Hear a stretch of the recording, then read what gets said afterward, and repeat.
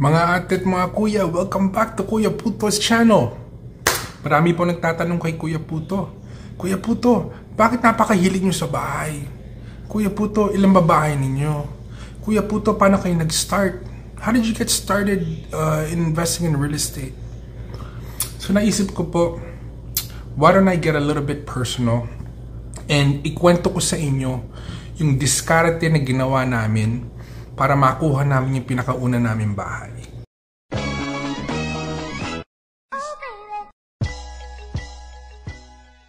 Ako po, lumaki po ako sa Greater Toronto area, sa GTA. Pero that was a different time.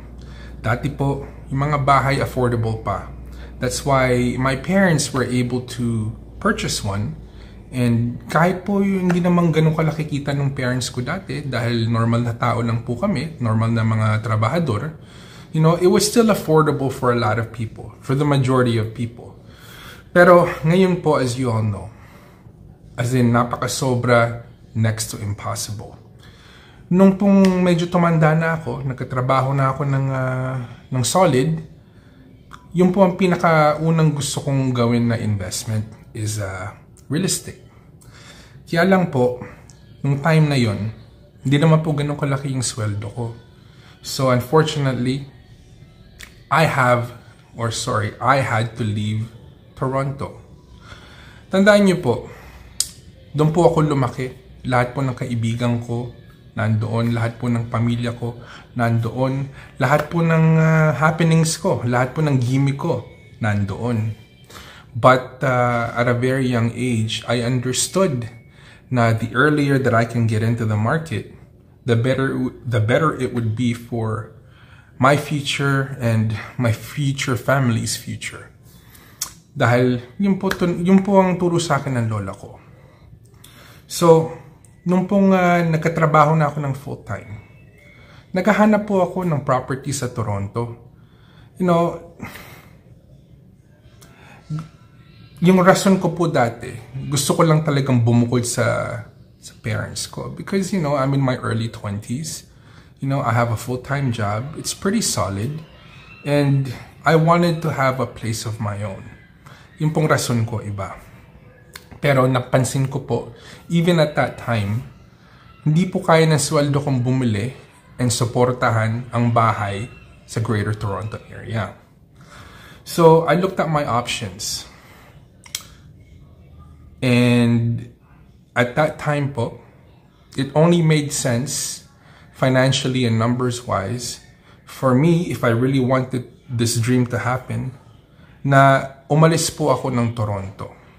Dahil, rule of thumb, the farther you go from Toronto, the cheaper houses get and the cheaper cost of living becomes. You know? Dati po ganun na, kahit ngayon ganun din po. So, I asked myself, is this really what I want to do? Am I ready to make this sacrifice? Tandaan niyo po, I'm in my early 20s, right? So, medyo bulakbol pa ng konti, but you know, I'm a little bit responsible. And it was very hard for me to leave the Greater Toronto area dahil, like I said, lahat po ng kakilala ko nandoon, buhay ko po nandoon, right? Pag lumipat ako sa malayo, ibig sabihin, I won't have access to all of those things that I gotten used to having growing up, diba? So, in my early 20s, I had to make a very, very big decision whether I should make that sacrifice or not. So, I chose to make that sacrifice. Lumipat po ako sa Brantford, Ontario, not only because of the job, but also because I saw an opportunity there. Dahil at that time po, mga bahay siguro, 80,000, 100,000, 120,000, dissenting bahay na po yun, di ba? And sabi po ng lola ko sa akin, yung bahay, and I've said this many times in my previous videos, titirahan mo na nga, susuklian ka pa at the end. So, tinandaan ko po yun, di ko nakalimutan yung sabi niya sa akin na yun. Sabi niya, you know, wala akong alam sa mga bangko-bangko, wala akong alam sa mga stocks, bonds, investments and all of that. Pero alam po ng lola ko is real estate. And yun po ang tinuro niya sa akin, di ba? Or at least yun po pinayo niya sa akin. So, bakit nga ngayon hirap na hirap ang mga tao na magkabahay or at least, start that dream of entering the real estate market? Based on my own personal experience, napapansin ko po, karamihan ng mga tao, they're not willing to make a sacrifice. They're not willing to make a sacrifice. And they're not willing to listen to the right people. Those two major things are the reasons why I think yung mga tao ngayon ay nahihirapan to enter the market. I'm not saying yung sitwasyon ko po is like the perfect situation. And I'm not saying na, ako lang po makakagawa ng sacrifice na ganun. But isipin nyo, kung yung pong sweldo nyo hindi sapat sa lugar na tinitirahan ninyo, and you wanna build, na hindi po doon yung value ninyo. Yung value po ninyo nasa ibang lugar. Ganun po ginawa ko. Like, at a very young age, I understood na yung kinikita ko, hindi sapat sa gusto kong tirahan. So, in order for me to achieve my goal, I have to make sacrifices. And that sacrifice meant leaving my parents, leaving my friends, leaving yung mga gimmick ko. All the places that I've gotten used to visiting. Okay? Leaving the limelight. Okay? Dahil I'm giving up the Greater Toronto area where if you're young, you want to be in that hub dahil lahat po ng happenings nandun. I gave that up to go to an unknown town at that time, an unknown city called Brantford, Ontario, where walang mga Filipinos masyado, walang mga Asian foods, walang mga restaurants, walang nightlife, I gave that up in exchange for that. Because I knew deep down inside na at the end, there will be a big return on investment. And I knew that I was going to be able to build. So, yung pong sacrifice na ginawa ni Kuya Puto. And I don't think a lot of people are willing to make that sacrifice dahil napakarami po na tao sa Greater Toronto area. Marami din pong mga kabayan nakatira doon and, their dream is to become a homeowner. Pero ayaw po nilang accept the fact na unfortunately, yung kinikita nila hindi sapat doon sa lugar na gusto nilang tirahan. Okay? Like, you're very valuable as a human being, but your value is not there. So you have to find your value somewhere else. Diba? Si Kuya Puto po, nung bata, my value was not in the Greater Toronto area. So I had to look farther and find where I can be considered valuable. Yun po ang ginawa ko. And another thing, I surrounded myself with the right people. Dahil, nung pong bata ako, wala naman ako masyadong alam eh. Tutuos na wala talaga akong alam eh. And whenever I speak to people and I tell them about my plan, hey, you know what? I want to move to Brantford, this little town, and go buy a house because they're cheap, because it's always been my dream to become a homeowner. Mga tao po nagsasabi sa akin dati, ba't ilipat ka dun? Napakalayo nun. Saan ba yun? May mga Pilipino ba dun? Wala namang nightclub dun? Wala namang mga tindahan dun? Ano ka dun? Boring dun. I had a lot of people around me at that time. Yung po mga kinakansyaw sa akin.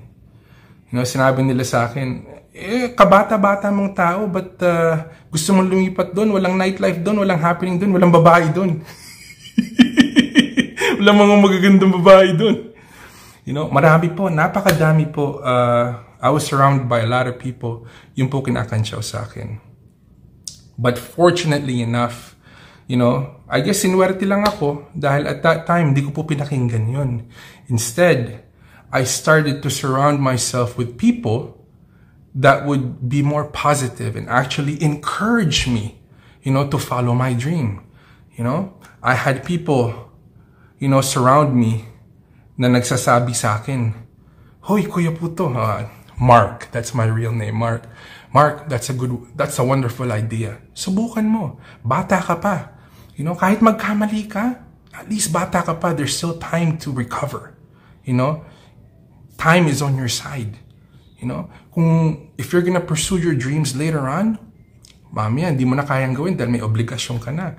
While you're young, while you're able, while the circumstances agree with what you want to do, gawin mo na ngayon. Marami pong, I made sure that, I listened to those people.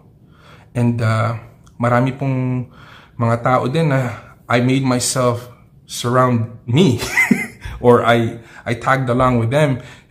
Tinuturo po nila ako sa akin, okay, ganito gawin mo. Alright? Pag nagkabahay ka, ganito gawin mo. Before, just people that already has been in the market and who is familiar with the ins and outs of real estate, because that's what I was interested in at that time, So nakinig po ako sa mga taong mga ganon. Instead, dun sa mga tao na nakakantsaw sa akin, wag ka nang pumunta dyan, napakalayo niyan. Wag ka nang pumunta dyan, ano gagawin mo dyan? So, I'm not gonna lie po, in my early to mid-20s, it's a very hard decision dahil you're still trying to discover yourself. You're not sure about the future. Nobody is. But one thing I did know, there's an opportunity there. Pero sa likod po ng ulo ko, I always said to myself and I always promised, later on, like my girlfriend who became my wife, we promised each other, our goal is to ultimately, make it back home to the Greater Toronto area. Okay? Alam ko, nandito kami sa Brantford ngayon and this is the choice that we made and it's like 1 hour away from Toronto where we want to be. But this is the choice that we made because we want to build. Okay? And over the years of repetition and listening to positive, like-minded people and making some right decisions here and there, guess what? We were able to go back to the Greater Toronto area. Okay? It did not happen overnight, but we were able to accomplish that dream. Okay? So, ginawa po namin, as a summary, long story short, we recognize that our value is not where we wanted to be at the beginning. Di po kami bagay dun.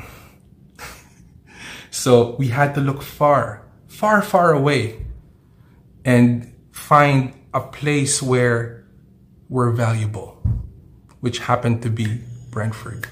And we took many years to get disciplined, to build.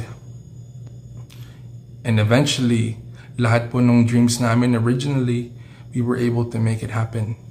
Okay? It took 20 plus years, but the original idea, the original investment, the original sacrifice, it paid off. Okay? So ano po sinasabi ni Kuya Puto? Sa lahat po ng nag-aspire to become property owners or homeowners, proseso po yan that involves a lot of sacrifice that you may not want to do at the beginning. Okay? But if you just stick to the blueprint and you stay focused on the goal and hindi kayo masyadong maselan because, di nyo agad makukuha yung gusto nyo sa buhay. That applies for everything. You have to put a lot of work in first. Mas mabuti nga po yun dahil because if you put in the work and you finally achieve that one thing that you've been planning for such a long time, you appreciate that thing way more because you know you earned it and you know the sacrifice and the hard work that it took to attain it. Okay? So just be patient. Things do not happen overnight.